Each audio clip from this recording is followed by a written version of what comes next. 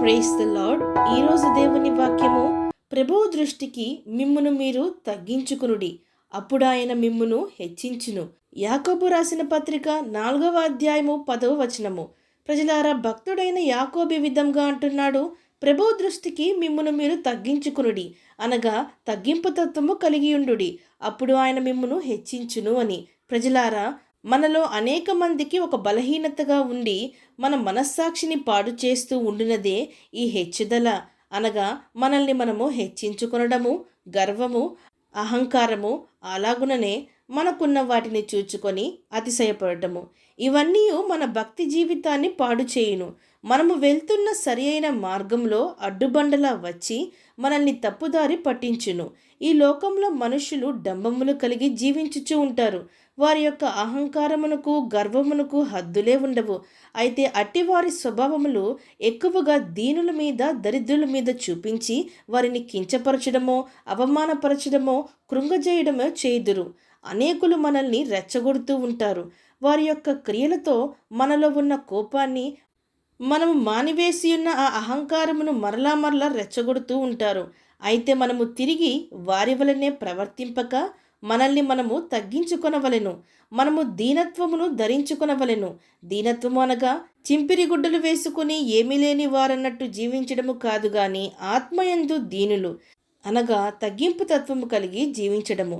మనల్ని ఎవరు ఎన్ని మాటలు అంటున్నా, ఎవరు ఎన్ని అపహాసములు చేస్తున్నా, ఎవరు ఎంతగా వారి దృష్టికి వారే హెచ్చించుకుంటున్నా, ఎవరు ఎంతగా మనల్ని నిందించినా, ఆనాడు గొర్రెపిల్ల అయిన క్రీస్తు ప్రభువు మౌనముగా ఉండినట్లు మనము కూడా మనల్ని మనము తగ్గించుకొని మౌనముగా ఉంటే ప్రభువే మన పక్షమున మాట్లాడును, సమాధానము దయచేయును. యేసుక్రీస్తు ప్రభువే ఆ మహారాజ్యమును, పరలోక రాజ్యమును, సింహాసనమును వీడి, తండ్రిని వీడి మన కొరకు ఈ లోకాన్ని వచ్చి మన కొరకు ఇంత తగ్గింపు తత్వము కలిగి ప్రాణత్యాగము చేసిను.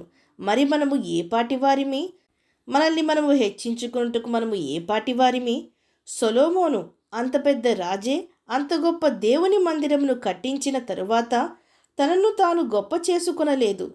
దేవా, చూడుము, నేను ఎంత పెద్ద మందిరమును నీ కోసము కట్టాను అని హెచ్చించుకొనలేదు గాని, దేవా, ఆకాశ మహాకాశములలో సింహాసనాసీనుడయున్న దేవా, నీవు ఈ మందిరంలో నివసించుటకు నేను కట్టించిన ఈ మందిరము ఏ పాటిది అని తనను తాను దేవుని ఎదుట తగ్గించుకొనెను.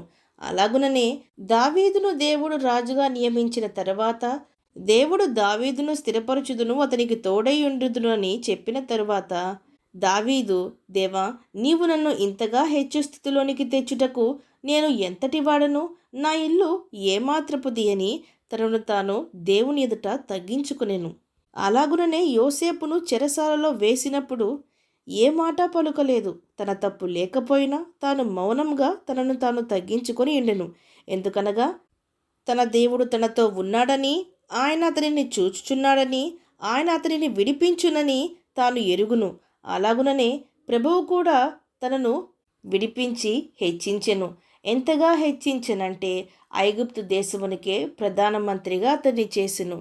ఇదంతయు యోసేపు దేవుని దృష్టిలో తగ్గింపు తత్వము కలిగి దేవుని మార్గములను అనుసరించును గనుక దేవుని చేత అతడు హెచ్చింపబడెను.